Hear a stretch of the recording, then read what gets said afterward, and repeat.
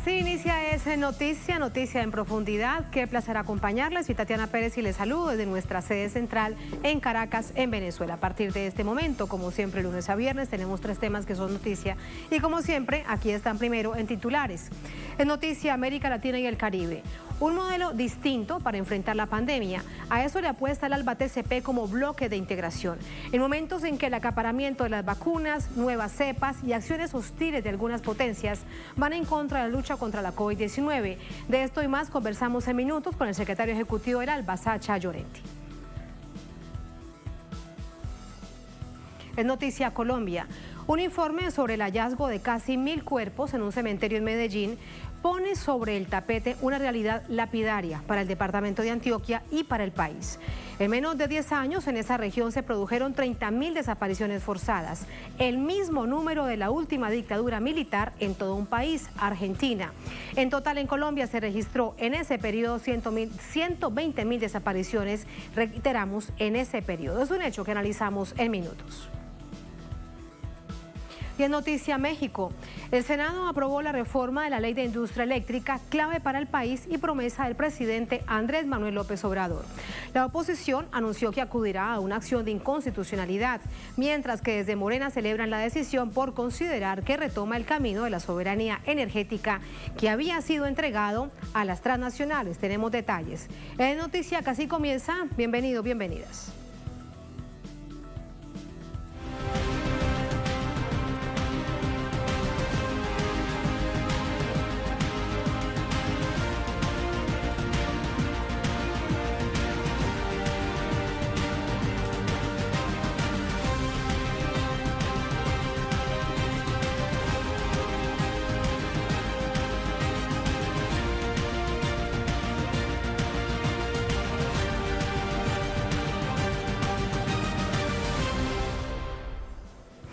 En Noticia América Latina y el Caribe, miembros de la Alianza Bolivariana para los Pueblos de Nuestra América exigen el levantamiento de medidas coercitivas impuestas por Estados Unidos a países de nuestra región, un hecho que afecta particularmente el poder de combate sobre la pandemia de la COVID-19. El ALBA apuesta en ese sentido a ser motor de otros organismos de integración regional. Esta semana se dio la 21ª reunión del Consejo Político de la Alianza Bolivariana para los Pueblos de Nuestra América, Tratado de Comercio de los Pueblos ALBA TCP. El combate a la pandemia y la soberanía de los países de la región fueron los temas medulares. La declaración final exige a Estados Unidos derogar las medidas coercitivas sobre países como Venezuela, Cuba y Nicaragua. Petición también dirigida a la Unión Europea. La restauración de las relaciones no está descartada, siempre que sea sobre la base del respeto al derecho internacional. Pero hay un nuevo gobierno que quisiéramos desde la Alianza Bolivariana que respete a los países de la Alianza Bolivariana, que establezca relaciones cooperativas, relaciones en el marco de la Carta de las Naciones Unidas, relaciones que nos permitan trabajar en conjunto, que respete los asuntos internos de nuestros países, y yo estoy seguro que todos los países del ALBA estarían dispuestos también a cumplir con un mandato como el del respeto al pueblo de los Estados Unidos y sus instituciones, si fuera recíproco el trato. El rechazo a las políticas sancionatorias fue unísono, particularmente en un contexto de crisis sanitaria mundial. A título de democracia, hay países que se creen dueños del mundo, ¿ya?, y de la verdad, y siguen imponiendo a estas alturas de la historia medidas unilaterales, bloqueos económicos y de otra naturaleza, para doblegar gobiernos y doblegar pueblos. Y esto simplemente es inaceptable. Los miembros de la alianza dejaron saber que Cuba, por más de 60 años asediada por el país del norte, no está sola. Queremos agradecer especialmente al ALBA por la ayuda en la distribución y transporte de las vacunas hacia Dominica y los demás países de la OECO. vacunas que son esenciales en la batalla contra la COVID-19. Nosotros condenamos en Dominica las medidas tomadas en contra de la República Bolivariana de Venezuela y de Nicaragua y poner fin al bloqueo contra Cuba y solicitamos que este se levante de inmediato. Condenamos asimismo la colocación de Cuba en la lista de países que favorecen el terrorismo. Al contrario, reconocemos el esfuerzo humanitario que ha hecho Cuba para ayudar a los países en el ámbito de la salud. Los países miembros coincidieron en el efectivo rol de coordinación del ALBA-TCP para enfrentar la pandemia, aún en condiciones económicas adversas. Señalaron la necesidad de mantener la solidaridad y la cooperación como objetivo prioritario del organismo. Ha sido en estos meses loable, dinámico y eficaz el trabajo de coordinación que se encuentra realizando la Secretaría Ejecutiva del ALBA-TCP. Los resultados obtenidos en los diferentes encuentros de autoridades de alto nivel, en la agricultura, en la educación, la reunión virtual del Consejo Social, demuestran la revitalización del ALBA, precisamente en los momentos en que más se necesita globalizar la solidaridad y la cooperación. Frente a todo pronóstico, el ALBA se mantiene como instrumento de integración de América Latina y el Caribe. Apuestan a que sea el motor de reimpulso de UNASUR, CARICOM, SICA y CELAC. Y precisamente vamos a profundizar sobre esta decisión de carácter en términos de la declaración política que ha tomado el ALBA-TCP. Durante esta semana, los desafíos inmediatos, corto, mediano y largo plazo. Sacha Llorente es el secretario ejecutivo del ALBA, es el ex embajador de Bolivia ante la ONU. ¿Cómo está, Sacha? Bienvenido. Gracias por acompañarnos. Ya que tenemos la distancia necesaria, lo invito a que se quite el tapaboca y podamos conversar en los próximos minutos. Muchas gracias. Un gusto estar acá con usted. Muchísimas gracias. Han dicho ustedes en la declaración de la cumbre política de esta semana: ratificamos el compromiso con nuestra integración latinoamericana caribeña que nos permite enfrentar unidos las ansias de dominación imperialista y las amenazas crecientes a la paz y la estabilidad regionales. Esto es parte de la declaración de la cumbre política en la que todos han estado de acuerdo, como ya se conoce, que es parte del trabajo del ALBA. ¿Cómo se inserta esta declaración, este párrafo específicamente en el momento crucial que vive América Latina y el Caribe? Creo que lo ha expresado de una manera muy clara el propio canciller de Cuba, en términos de que la pandemia pone al descubierto cómo funciona el sistema neoliberal, cuáles son las debilidades del sistema multilateral y por qué son necesarios los estados fuertes en medio de la pandemia ante una necesidad imperiosa de que se preste un servicio como la salud, que es un derecho humano. Las personas miran hacia el Estado y cuando el Estado es débil, entonces sucede lo que ha pasado en muchos de los países de América Latina y otros lugares del mundo. Pero cuando hay estados consolidados y fuertes que priorizan la salud, entonces se puede combatir mejor estos desafíos. Lo mismo pasa con el sistema multilateral, porque lo que nosotros esperábamos es que en medio de la pandemia exista una concertación global para que juntas y juntos, la familia humana, enfrente este desafío también global. Pero ¿qué es lo que hemos visto? Eso es lo que no ha sucedido. Exactamente. El año pasado varios países han utilizado prácticas de piratería para hacerse de material de bioseguridad, medicamentos, respiradores, incluso arrebatándolos de aeropuertos cuando estaban destinados a países más pequeños. O una vez ya conseguida la vacuna, algunos países acaparan muchas más vacunas de las que necesitaría su población. Entonces eso es absolutamente antagónico con los intereses globales y antagónico con los intereses de la Carta de las Naciones Unidas, sus principios, sus propósitos. Entonces lo que hace el ALBA es ratificar, pero no solamente en términos declarativos, sino en términos concretos y materiales, que otro tipo de relación entre estados, entre pueblos es posible, que es posible tener una organización, una alianza como la nuestra que pueda cuidar a todos y a todas, y que yo creo que plantea un nuevo modelo, un modelo distinto que debería ser replicado por otras instancias a nivel global. ¿Qué características tiene ese nuevo modelo que también lo vemos como parte de la declaración? Y allí además permítame preguntarle, porque el ALBA no ha dejado de ser sujeto también de agresiones para tratar de quebrarlo. Algunos dicen que no se ha quebrado porque es un grupo de países que piensan prácticamente igual y que los modelos de país son prácticamente iguales, cuando sabemos que no es así. ¿Cuáles son entonces esas características que los van a unir y que pueda convertirse en un modelo pese a cualquier tipo de agresión? Yo creo que una de las principales características es que va en contrarruta del propio sistema, del modelo neoliberal. En el modelo neoliberal todo se convierte en una mercancía, absolutamente todo. Me refiero a la salud, a la vacuna se ha convertido en una mercancía de acaparamiento, y lo que hace el ALBA es, ante esa realidad, crear un banco de vacunas para que en caso de necesidad los países puedan utilizarlo.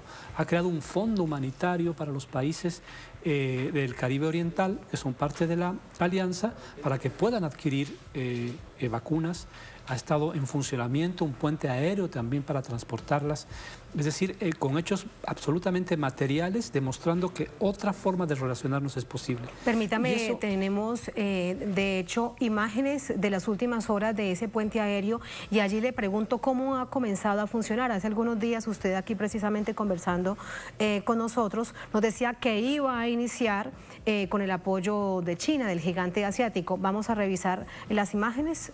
Este es el momento de la salida en este puente aéreo China, Cuba y Dominica, y luego veremos en unos segundos imágenes de la llegada. ¿Cómo se concretan este tipo de acciones? En base a solidaridad. Yo creo que el ministro Bruno Rodríguez de Cuba lo ha dicho de manera muy clara. Es decir, mientras es un momento en el que más solidaridad necesitamos, y una donación de China para, en este caso, Dominica, fue trasladada a través del puente aéreo de Conviasa, que como sabemos es una línea aérea estatal, que además ha sido respaldada por el Banco del ALBA, y ha sido una triangulación que ha resultado beneficiosa. Entonces todos han ayudado, sí, todos ponen su parte, su grano de arena para que esto se concrete y llegue a Dominica. Así es, eso es un ejemplo. Otro ejemplo muy importante es también... Allí vemos la llegada ya en horas de la noche. Decía que otro ejemplo muy importante es lo que el Banco del ALBA ha hecho, no solo en materia de salud, proporcionando este fondo humanitario para los países de la Alianza, sino también en una reunión que sostuvimos sobre agricultura, otro fondo rotativo para también contribuir a que el tema de la alimentación en circunstancias adversas pueda ser paliado.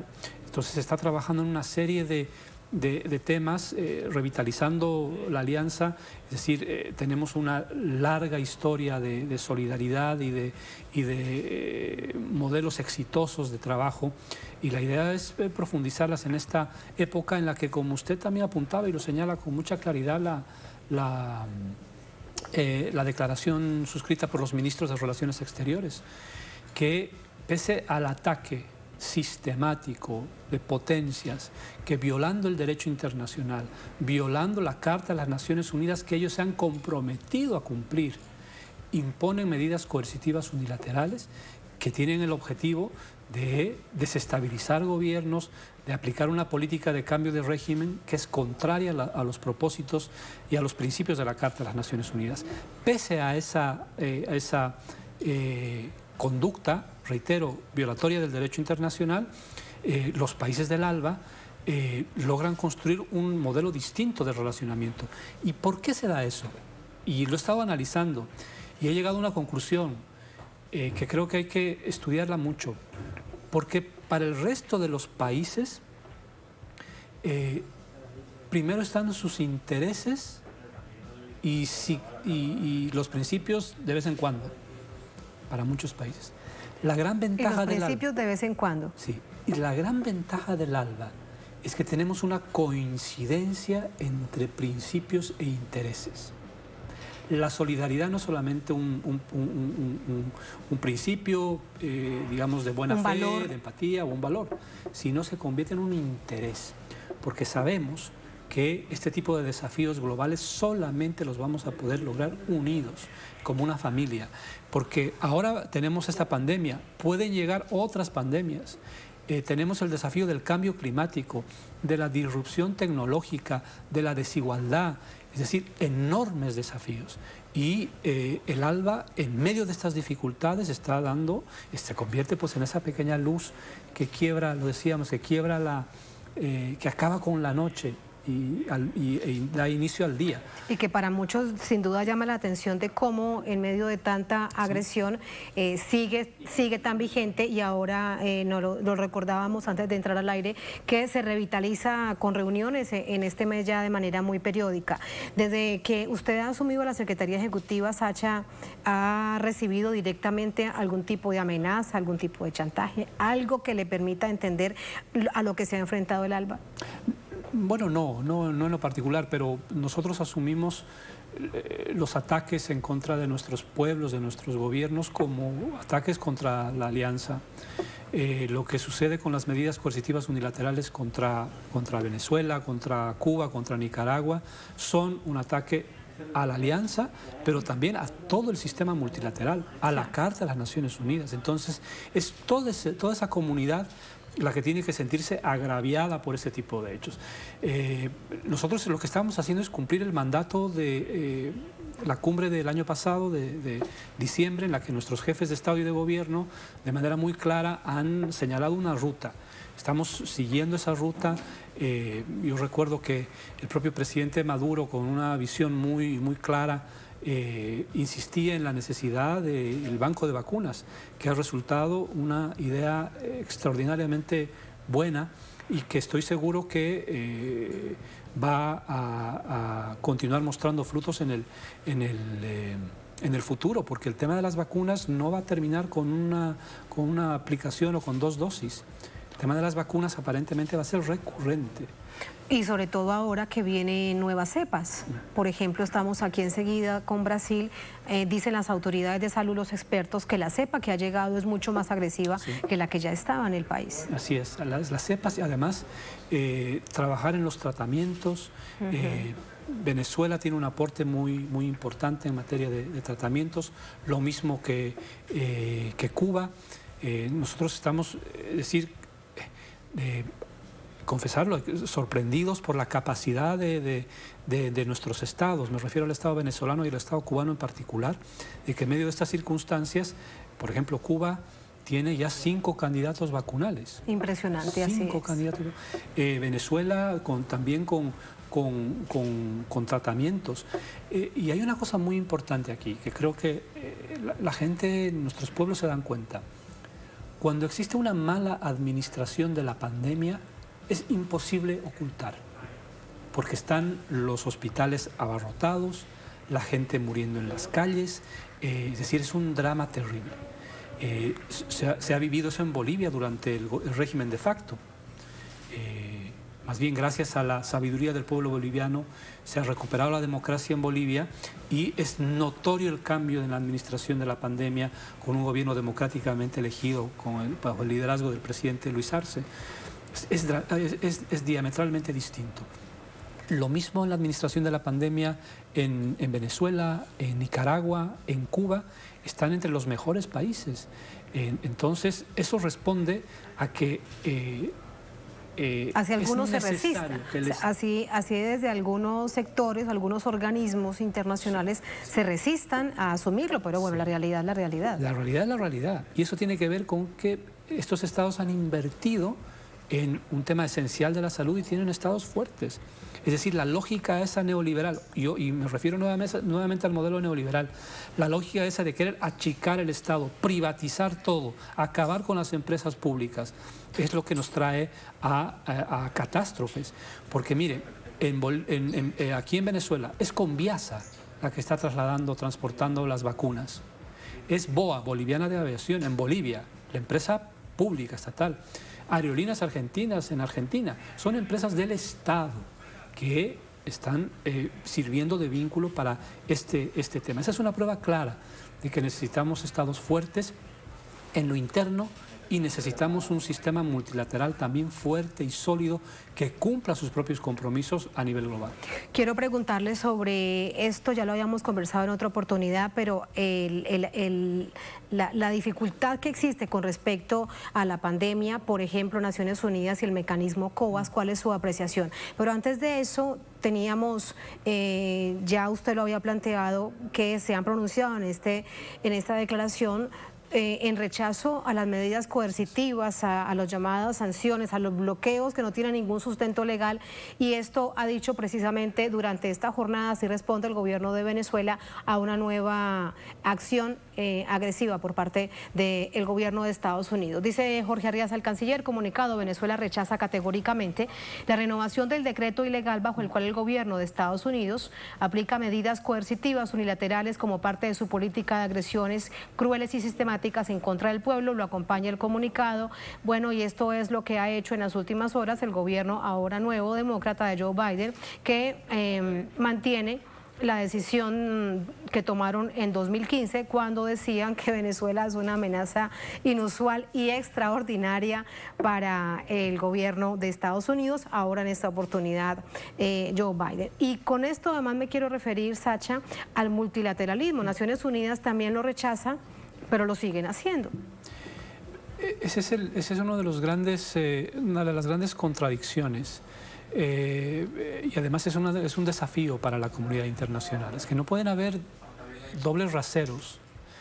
O uno cumple con el derecho internacional o no cumple. Uno no puede estar cuando le conviene en una cosa, en una instancia de Naciones Unidas, y cuando no le conviene imponiendo este tipo de agresiones en contra de países.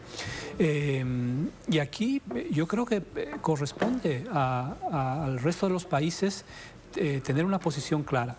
El movimiento de los países no alineados, que reúne a 120 estados, se ha pronunciado en contra de las medidas coercitivas unilaterales. El G77, que también, además de esos, es que es el organismo de negociación más grande de Naciones Unidas, que reúne a 135 estados, también se ha pronunciado en contra de las medidas coercitivas unilaterales. Hace falta que otras instancias, que a veces se llenan la boca de democracia y que intentan dar lecciones al resto del mundo sobre lo que se debe o no se debe hacer, también cumplan con el derecho internacional.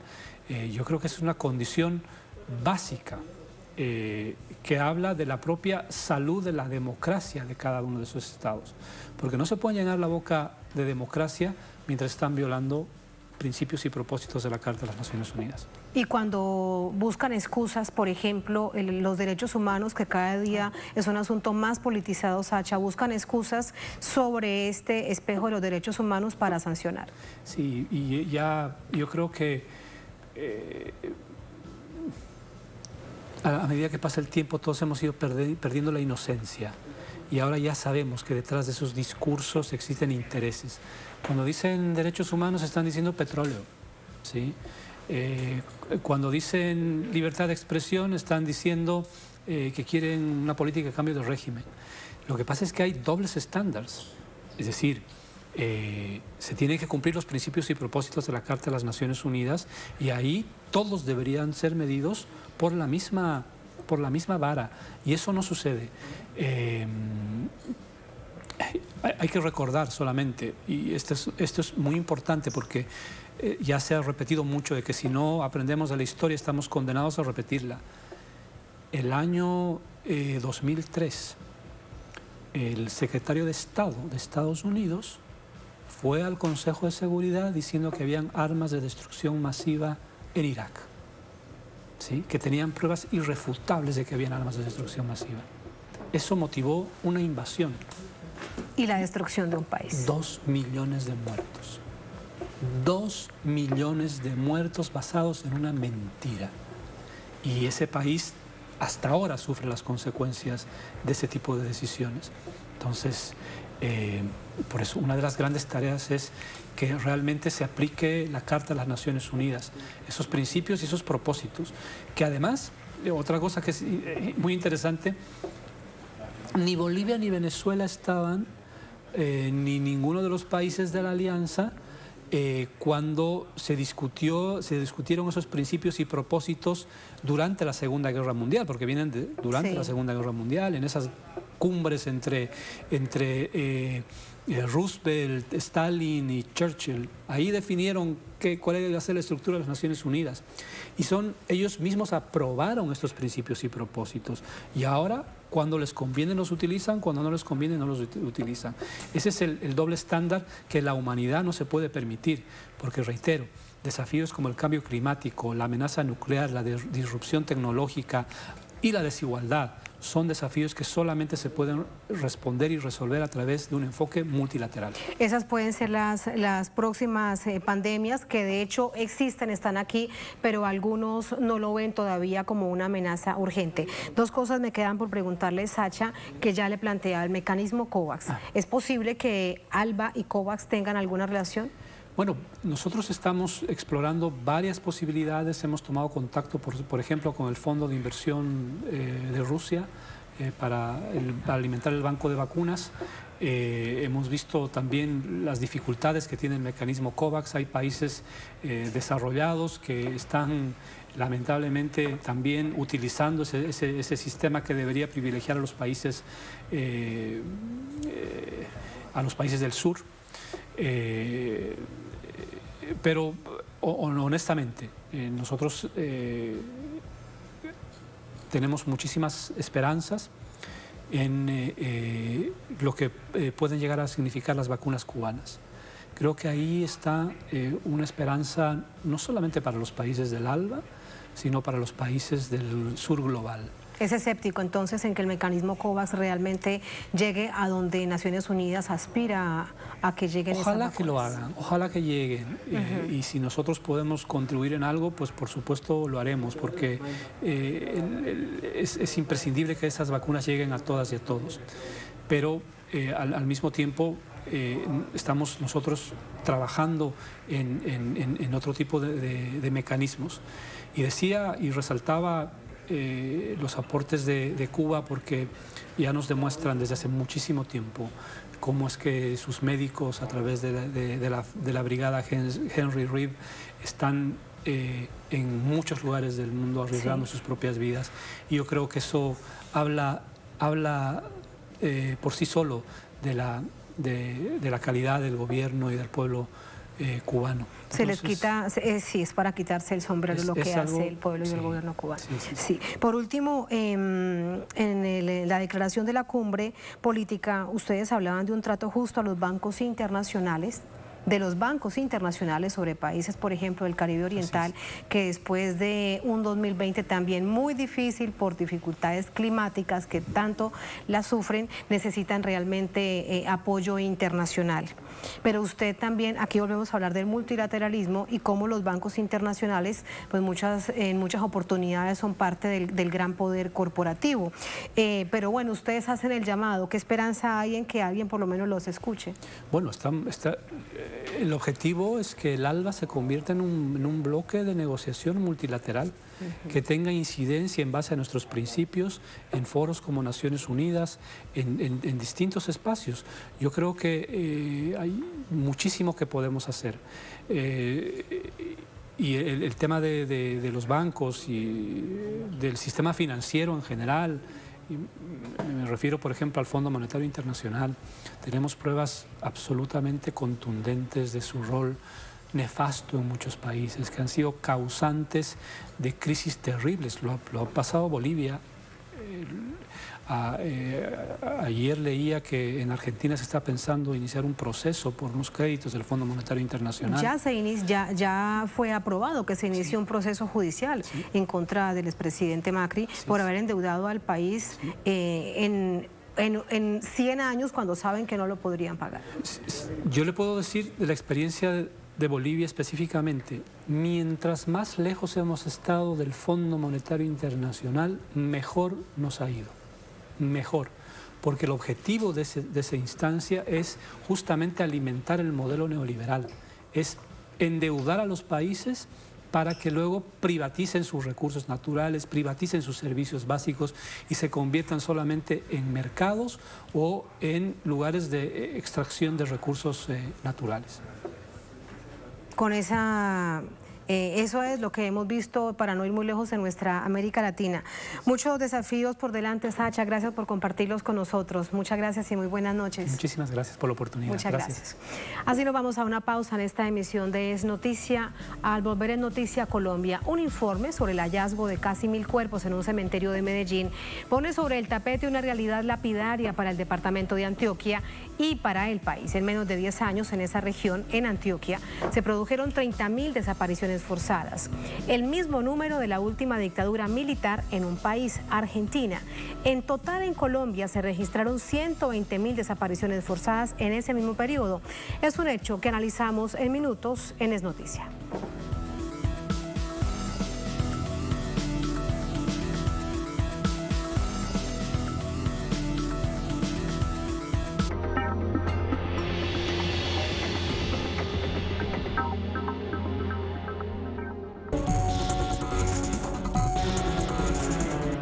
Los indicadores de un mundo en constante cambio.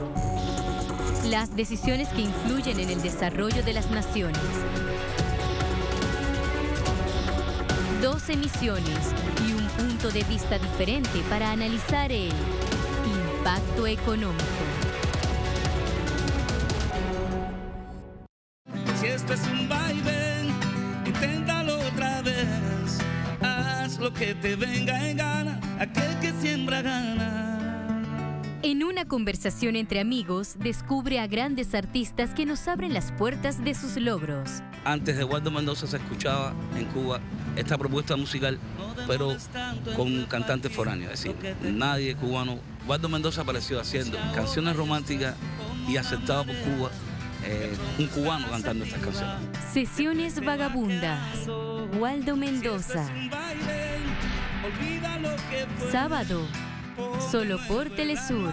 Sigue minuto a minuto nuestra programación, ahora disponible también en audio a través de nuestra página web. Podrás mantenerte al día sobre los acontecimientos y noticias que suceden alrededor del mundo con un enfoque latinoamericano y confiable. Telesur, la señal informativa de América Latina y el Caribe.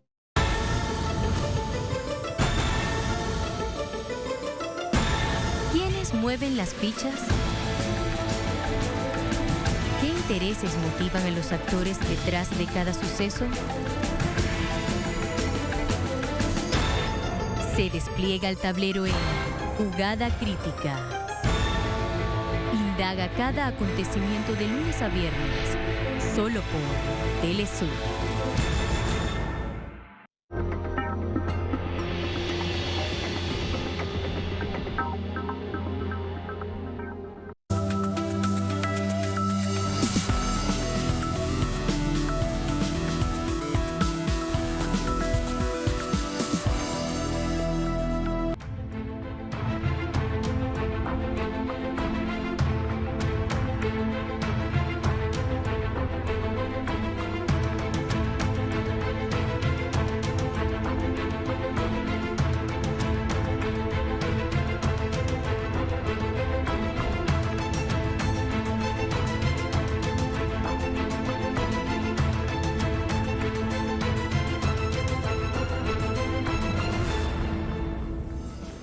En Noticia Colombia, el informe del Movimiento de Crímenes de Estado del MOVICE que da cuenta del hallazgo de casi 1000 cuerpos de personas no identificadas en un cementerio de Medellín revela una realidad estremecedora en el país. Colombia es la nación con más desapariciones forzadas de todo el continente, y esto en democracia. Producto de las investigaciones que luego del acuerdo final de paz ha realizado el Movimiento Nacional de Víctimas de Crímenes de Estado, MOVICE, y la Unidad de Búsqueda de Personas Desaparecidas, VPD, la directora de este ente, Luz Marina Monzón, divulgó en entrevista exclusiva a Telesur las cifras oficiales de desapariciones forzadas en Colombia durante las últimas 2 décadas. La funcionaria detalló, al referirse a Antioquia, que este departamento es el más afectado de todo el país en materia de desapariciones forzadas y posibles víctimas de ejecuciones extrajudiciales. La cifra total incluye también a las personas reclutadas y a las secuestradas en un periodo de 8 años. Estamos hablando de 20.000 personas, 20.279 personas desaparecidas forzadamente, 2.710 personas reclutadas, 7.618 personas secuestradas entre 1996 y el 2005, para un total de 30.000 personas desaparecidas. Esta cifra de 30.000 personas desaparecidas solo en un departamento iguala a la cantidad de desapariciones forzadas ocurridas en todo un país de este mismo continente, Argentina, durante la última dictadura militar de 1976 a 1983. Pero estas estimaciones se quedan cortas ante la lapidaria realidad que ha vivido Colombia, sin golpes de Estado ni dictaduras. Una proyección de más o menos 120.000 personas desaparecidas en el contexto del conflicto armado. Porque aunque hay unas cifras que dan alrededor de 110.000 o 115.000, en realidad en esas cifras no están contenidos quienes participaron en las hostilidades, que son personas que la unidad tiene la competencia para buscar. La alarmante cantidad de desapariciones forzadas supera a la registrada en España durante la dictadura franquista. Según un documento penal de 2008, en el lapso de 15 años, que va de 1936 a 1951, ocurrieron un total de 114.226 desapariciones forzadas. Las investigaciones fueron realizadas por la Asociación para la Recuperación de la Memoria Histórica, organización de historiadores reconocida por Naciones Unidas, pero juicializada y perseguida por políticos afectos a la monarquía. 120.000 personas desaparecidas es una cifra que iguala a la que se calcula en la guerra entre Camboya y Vietnam, ocurrida durante 14 años, entre 1977 y 1991, un tiempo menor al del periodo investigado por el Movise y la VPD, en el marco de un conflicto armado interno en Colombia que supera el medio siglo. Vamos a analizar estos hechos con Álvaro Villarraga. Él es politólogo, experto en temas de derechos humanos, del conflicto armado interno de Colombia, directivo de la Fundación Cultura Democrática, nos acompaña desde Bogotá. Álvaro, ¿cómo está? Muy buenas noches, bienvenido. Tatiana, muy buenas noches, y a todos quienes están sintonizados con Telesur, muy buenas noches. Muchas gracias, muy buenas noches. ¿Qué valoración hace usted, primero, lamentablemente, con respecto a estas cifras, si las revisamos con las dictaduras del Cono Sur y también con la dictadura de España, la dictadura franquista, quiero decir, cuando lo que vemos es que en Colombia no hubo durante estos años ni golpes de Estado ni dictaduras? Es muy duro en el caso de Colombia, para nosotros mismos, la ciudadanía colombiana, pero la realidad es muy contundente. Somos de las peores crisis del mundo en términos de crisis humanitarias, en derechos humanos y en derecho internacional humanitario. Y esto durante varias décadas, al menos 5 décadas, y en algunas formas de victimización hasta 7 décadas de manera recurrente. Es duro, es lamentable, pero hay que decir, en las décadas recientes Colombia ha sido el país del mundo con mayor número de sindicalistas asesinados, con mayor número de desapariciones forzadas, con mayor número de atentados y victimizaciones, asesinatos de defensores y defensoras de derechos humanos, con mayor número de persecución a líderes sociales, sindicalistas, campesinos e indígenas, con mayor número de excombatientes acogidos a acuerdos de paz que han sido asesinados, con mayor número de desplazados del mundo, internos y en refugio en el exterior. No tenemos comparación en nuestra crisis humanitaria con ningún país del continente de lejos. 9 millones de víctimas. En el comentario ustedes lo ponen de presentes. En materia de desaparición forzada, con la ley de víctimas, primero el Centro Nacional de Memoria Histórica descubrió que entre los años 70 a 2016, en ese momento registró más de 60.000 casos. Y a la vez creó un observatorio de seguimiento de las víctimas y a los 3 años siguientes ya las investigaciones del Centro de Memoria llegaban a 86.000 víctimas. Ahora, con el acuerdo de paz, que se cuenta con la unidad de búsqueda de personas dadas por desaparecidos, ya escuchábamos a su directora Luz Marina Monzón, el registro va en un cálculo de 120.000 personas desaparecidas de manera forzada. Es un crimen que principalmente, en eso concuerdan todos los registros, estos de carácter oficial, los de organizaciones de derechos humanos, que siempre aparece en los casos donde hay indicios e información, al menos entre el 70 y el 80% de responsabilidad estatal, bien de manera directa de agentes del Estado o a través de la estrategia paramilitar de numerosos grupos irregulares que atacaron sectores de la población. Desde luego hay unos márgenes menores, graves también, de desapariciones atribuidas a guerrillas, a milicias o a otros actores irregulares en el marco del conflicto armado. Sí, desde Álvaro, luego todo hay una esto... movilización de Claro. organizaciones de las familias de estas víctimas. Es un crimen que no cesa, es un duelo que no se cierra. Son unos despojos mortales posibles que no se hallan. Siempre hay la expectativa de la posibilidad de que reaparezca la persona. Es una persona entre viva y muerta la que está en desaparición forzada. Es una angustia que permanece siempre en el entorno, no solamente de la familia, de la organización social, del partido político de izquierda, de la organización de derechos humanos, de la comunidad campesina o indígena o afro, que en determinado momento es afectada. Los movimientos de derechos humanos, los movimientos de víctimas, vienen exigiendo medidas cautelares en cementerios, con casos que pueden ser muy extensos mencionar.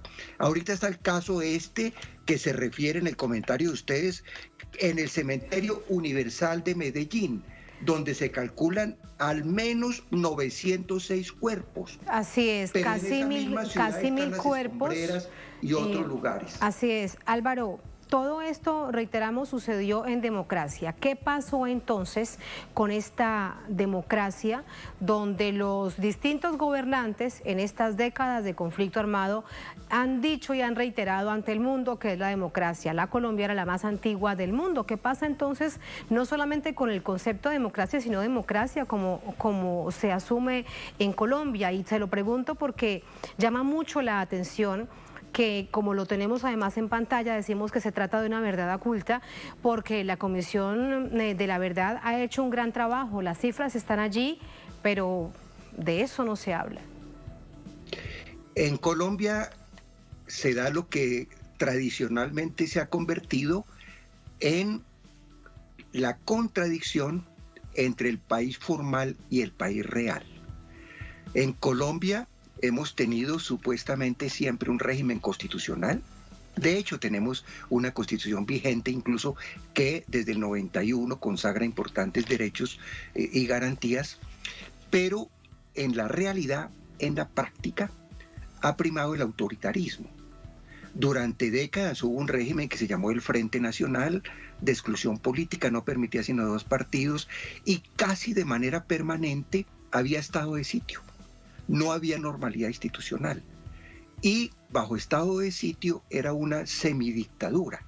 Eso duró desde los años 50 hasta avanzados los años 70 y luego, a pesar de los avances constitucionales que son formalmente importantes, las circunstancias de conflicto armado y políticas y acciones arbitrarias desde el Estado, unas fuerzas militares altamente represivas y policiales con la doctrina de la seguridad nacional vigente de enemigo interno, con un discurso anticomunista del enemigo interno, de antisindical, anticampesino, antiindígena, etcétera, La realidad es que hemos convivido con una situación de hecho de arbitrariedad, de represión y de incluso ilegalidad. Por eso el drama colombiano. Aquí se producen, incluso en la actualidad, y eso se sabe mucho a nivel mundial, se pronunció la Unión Europea, se pronuncian congresistas norteamericanos, se pronuncian muchas voces, porque en estos últimos años la matanza de líderes sociales y de lideresas, de defensores de derechos humanos, de algunos sectores de oposición o comunitarios, de defensores del acuerdo de paz, de excombatientes, esta es una noticia diaria en Colombia. Tenemos un ascenso de masacres. Y esto es la saga de 5 décadas permanentes de estas circunstancias de violencia sostenidas. Por supuesto no lo digo desde un negativismo, se firmó un acuerdo de paz, hay amplias fuerzas democráticas, sociales, hay protestas por lo que esto sucede, hay una gran movilización ciudadana y social para que se implemente el acuerdo de paz, para que cese la violencia política. Pero seguimos viviendo con este tipo de fenómeno. Precisamente el acuerdo de paz permitió crear estos instrumentos legales que son los que están permitiendo conocer de esta situación. La unidad de búsqueda de personas desaparecidas y la JEP en materia judicial, que habrá de hacer las investigaciones judiciales para el caso. Por eso también hay tanta tensión en Colombia, porque con el acuerdo de paz se crean unos mecanismos que permiten conocer de esta situación, permiten un nivel de movilización de las víctimas. Entonces la situación se tensiona, entonces hay represión sobre organizaciones de víctimas, defensores y defensoras de derechos humanos, pero la labor se viene haciendo. Instancias del acuerdo de paz lo vienen permitiendo. Y con mucha valentía, con mucha resiliencia, exigiendo reparación, exigiendo verdad, exigiendo esclarecimiento, se están movilizando las víctimas. Como esta unidad de búsqueda de personas dadas por desaparecidas que entrega esta cifra, reiteramos, tan lapidaria para Colombia, como 120.000 personas desaparecidas en el marco del conflicto armado. Es una situación que había que mirarla en ese contexto, además latinoamericano, para comprender su complejidad y además su gravedad. Álvaro, muchísimas gracias por ello. Muy buenas noches. Bueno, muy buenas noches. Muchas gracias por la invitación y por la solidaridad con este drama humanitario en Colombia y también de solidaridad con la lucha de las víctimas, organizaciones de derechos humanos y muchas instituciones que quieren colaborar con una paz y una superación de esta tragedia humanitaria. Muchísimas gracias, Álvaro. Usted decía algo que necesariamente siempre se debe poner de presente. Son 120.000 personas desaparecidas, son 120.000 familias que los están buscando en algún lugar de Colombia. Muchas gracias, muy buenas noches. Buenas noches. Así nos vamos a la última pausa en esta emisión de Es Noticia. Al volver Es Noticia México, el Senado aprobó la reforma de la Ley de Industria Eléctrica, clave para el país, y una promesa del presidente Andrés Manuel López Obrador. La oposición anunció que acudirá a una acción de inconstitucionalidad, mientras que desde Morena celebran por considerar que se retoma el camino de la soberanía energética. Tenemos detalles al volver. Estamos en Es Noticia.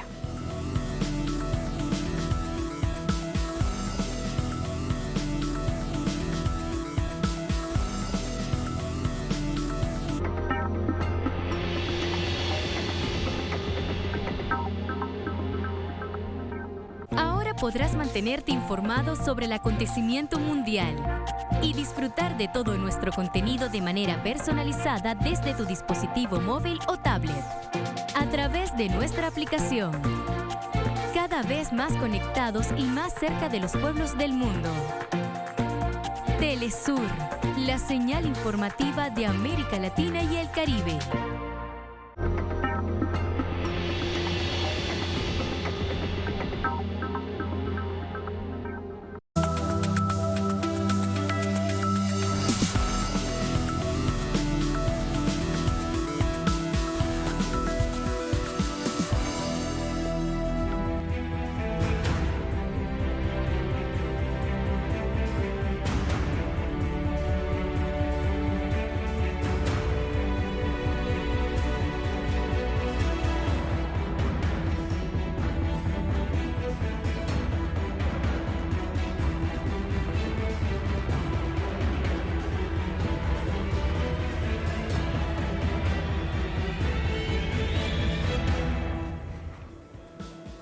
En Noticia México, el Senado aprobó la reforma a la Ley de la Industria Eléctrica enviada por el presidente Andrés Manuel López Obrador. El nuevo marco legal busca favorecer a la estatal Comisión Federal de Electricidad, relegada tras la privatización de la promoción de la administración del llamado período neoliberal. Vamos a verlo. Íbamos a estar produciendo. El presidente de México, Andrés Manuel López Obrador, celebró la aprobación de la reforma que envió el pasado 1 de febrero para modificar el marco legal que rige a la industria eléctrica y que ahora favorece a la empresa privada por encima de la pública. Se pueden seguir haciendo negocios con legalidad, sin sobornos y con ganancias razonables. Según el mandatario, de lo que se trata es de fortalecer a la estatal Comisión Federal de Electricidad y con ello recuperar la rectoría del Estado de un sector estratégico que actualmente está en manos de las transnacionales como resultado del paquete de reformas neoliberales avaladas durante la administración anterior. Hubo un tiempo en que les permitieron cometer atrocidades, abusos, actos de corrupción. Eran los tiempos del soborno, del moche. Ya eso terminó. En el Senado, la mayoría conformada por el partido Movimiento Regeneración Nacional y sus aliados argumentaron el interés público de la legislación para reducir los costos del servicio a los consumidores finales y dar preferencia a la producción nacional. La industria eléctrica eficiente es esencial para el funcionamiento de cualquier país. De ahí que posibles limitaciones en la cobertura y la calidad del servicio de energía eléctrica representen a largo plazo un obstáculo para el desarrollo tecnológico, para el crecimiento del Producto Interno Bruto por habitante y en última instancia para el mejoramiento del bienestar de la población. Voces de la oposición defendieron la participación del capital privado y advirtieron sobre una posible fuga de inversiones y también que irán a los tribunales. Así se pactó para que las empresas pudieran venir a invertir y suministrarte cuando tú quisieras. Si hubo una mala planeación, pues sí hay un problema de planeación y se tendría que verificar qué fue lo que pasó. Lo cierto es que el 50% de la electricidad que se consume en este país es generada por empresas extranjeras que reciben subsidios y están exentas del pago por el uso de la red de transmisión construida con recursos públicos. De esta manera, el gobierno busca recuperar también la industria de los hidrocarburos. El director de Petróleos Mexicanos, Pemex, informó sobre las nuevas condiciones del contrato con Braskem, subsidiaria de la brasileña Odebrecht. Antes, ¿qué decía? Que el precio del gas etano era un alrededor del 30% debajo del precio de referencia internacional. ¿Cómo queda hoy? El gas etano es el 100% del precio de referencia internacional. Hoy nos tienen que pagar el 100% de lo que vale el gas etano. Esta modificación le representa al gobierno un ahorro por más de $650 millones. Además, se reduce el suministro obligatorio a un volumen que Pemex pueda cumplir. De no hacerlo, debía pagar una penalización de 200% más del valor de lo no entregado. Más información a esta hora con nuestro corresponsal en Ciudad de México, quien ha realizado esta nota previamente para todos nosotros, Eduardo Martínez. Hola Eduardo, muy buenas noches. Te quiero preguntar sobre reacciones de lo que significa el país político. Veíamos, por ejemplo, y lo teníamos en titulares, que la oposición decía a la madrugada que es inconstitucional y que en ese sentido va a actuar, va a presentar las acciones de inconstitucionalidad. De otro lado, los que acompañan al gobierno dicen que es un verdadero logro para el país. Hola Tatiana, qué gusto saludarte, qué gusto saludar al auditorio de Es Noticia. Pues sí, muchas reacciones se han generado alrededor de esta aprobación. Esta ley ya fue enviada al Ejecutivo para su publicación en el Diario Oficial de la Federación y en consecuencia entrará en vigencia cuando ya esté lista en esta periódica, publicación, y ya con eso empieza a funcionar. Pero efectivamente, desde un lado podemos ver cómo se generó un coro de inconformidades por parte de la oposición, pero también acompañando al Consejo Coordinador Empresarial, por ejemplo, y también acompañando a los medios de comunicación que el presidente de México, Andrés Manuel López Obrador, llama como medios conservadores, incluso medios de comunicación extranjeros como El Español, El País, y también desde Estados Unidos como The New York Times y Wall Street Journal, pues tuvieron algún tipo de reacción el día de hoy respecto a la aprobación de esta reforma en materia energética. Y es que lo que hay detrás, Tatiana, es que ahora se fortalece al sector público que había sido relegado hasta el final en cuanto se refiere a la entrega de energía eléctrica al sistema eléctrico nacional. Es decir, primero debían despachar la energía eléctrica que generaban las empresas privadas, porque así lo estipuló la reforma en materia constitucional que fue avalada durante la administración pasada que encabezó Enrique Peña Nieto. Es decir, primero en el tema de despacho, por decirlo de alguna manera, de la energía eléctrica que generan las empresas, primero estaban las llamadas energías renovables, que han sido cuestionadas en muchas ocasiones por el tipo de energía que se genera y también cómo se hacen de los terrenos para poder instalar estas grandes hélices para poder generar la energía eólica, por ejemplo, pero también después venían la electricidad que generan las empresas privadas, y ya al último por ahí estaba la Comisión Federal de Electricidad,